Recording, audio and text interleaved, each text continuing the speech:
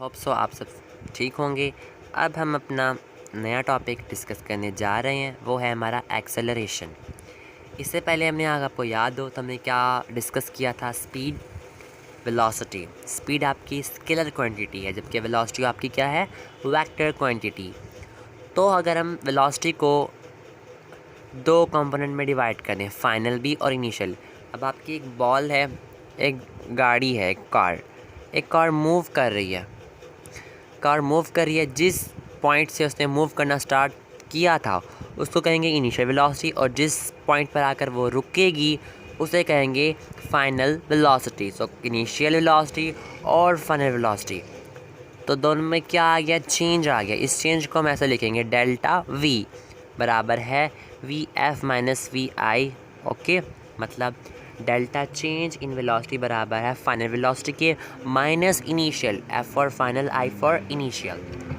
Okay, तो यहाँ पे आ गया एक्सेलरेशन की। हम डेफिनेशन पढ़ते हैं।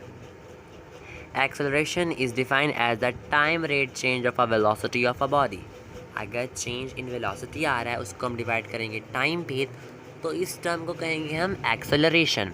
Final velocity minus initial velocity, V F minus we I over T is equal to A. अब यहाँ पे इनको बोल्ड कर क्यों लिखा हुआ है, क्योंकि आपकी क्या है, वेक्टर क्वांटिटीज़ हैं, not they are uh scalar quantities. So इनका यूनिट्स क्या होगा, taking acceleration as a initial velocity vi and final velocity vf, and t is the time interval. So SI unit of acceleration is meter per square second. अब next है uniform acceleration. Uniform mean same. जैसे हम uniform speed पढ़ा है, uniform velocity पढ़ी है, अब uniform acceleration भी पढ़ेंगे। A body has uniform acceleration if it has equal changes in equal intervals of time, however short the interval may be। वो आपको कह रहा है कि किसी बॉडी का एक्सेलरेशन यूनिफॉर्म तब होगा, सेम तब होगा, अगर उसमें सेम चेंज आ रहा है। किसका, वेलोसिटी का सेम चेंज आ रहा है, तो बॉडी का एक्सेलरेशन भी क्या होगा, यूनिफॉर्म होगा। Uniform mean same. अगर इक्वल चेंज नहीं आ रहा तो वो क्या होगा, आपका नॉन यूनिफॉर्म एक्सेलरेशन। ये बात कर रहा है, a body has uniform acceleration, किसी बॉडी का यूनिफॉर्म एक्सेलरेशन तब होगा if it has equal change in velocity, अगर उसके वेलोसिटी में इक्वल, सेम, यूनिफॉर्म चेंज आएगा in velocity in equal interval of time. और टाइम भी आपका क्या बढ़ता, अगर आपका टाइम ज़ीरो था,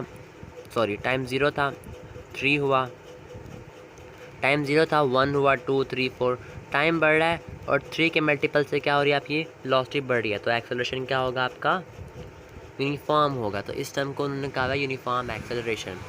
अब दूसरी टर्म यहाँ पे आ रही है कि अब एक्सेलरेशन पॉजिटिव भी हो सकता है एंड नेगेटिव भी हो सकता है। Acceleration of a body is positive, किसी बॉडी का एक्सेलरेशन पॉजिटिव तब होगा if its velocity increases with time, अगर वक्त के साथ साथ इसकी वेलोसिटी बढ़ेगी। The direction of this acceleration is the same and with the body is moving without change in its direction. वो कह रहा है पॉजिटिव एक्सेलरेशन में जो डायरेक्शन होगी वो क्या होंगी, उसी जगह होगी जहाँ स्पीड की क्या है, डायरेक्शन है, जहाँ पे आपकी क्या होगी, बॉडी की डायरेक्शन होगी, तो एक्सेलरेशन आपका पॉजिटिव होगा। ओके, पॉजिटिव एक्सेलरेशन में ये था। अब नेगेटिव क्या है, acceleration of a body is negative if its velocity of the body decrease, अगर इसकी वेलोसिटी कम हो रही है। The direction of a negative acceleration is opposite, लेकिन इसकी डायरेक्शन पॉजिटिव की निस्बत क्या होगी, उलट होगी, to the direction in which the body is moving, जिसमें बॉडी मूव कर रहा है।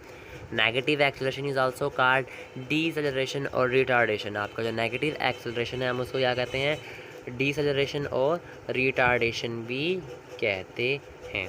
तो ये आपकी दो अपोजिट टर्म्स थी।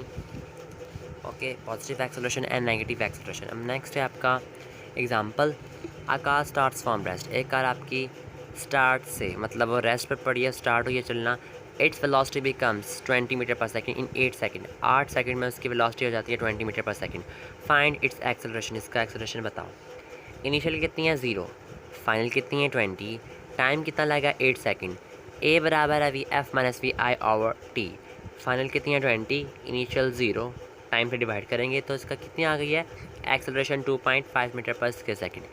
तो हम इस फार्मूले के थ्रू, एक्सेलरेशन वाले फार्मूले के थ्रू किसी भी बॉडी का एक्सेलरेशन मालूम कर सकते हैं, जो यूनिफॉर्म भी हो सकता है और नॉन यूनिफॉर्म भी, पॉजिटिव भी एंड नेगेटिव भी। अगर माइनस में आंसर आएगा तो वो रिटार्डेशन या नेगेटिव एक्सेलरेशन हो सकता है। सो होप सो आपको ये मेरे समझ आएगा। इंशाल्लाह फिर मिलते हैं नेक्स्ट लेक्चर में।